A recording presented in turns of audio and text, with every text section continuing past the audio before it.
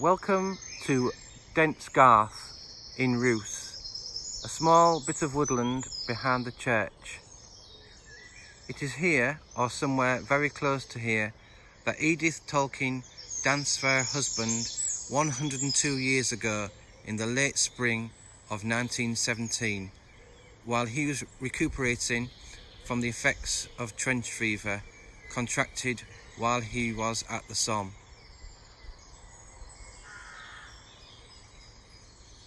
In Tolkien's tale of Beren and Luthien, he mentions nightingales singing.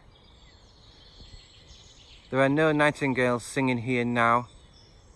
You can hear blackbirds, wrens, and the less attractive cawing of rooks who are nesting in the trees above the woodland.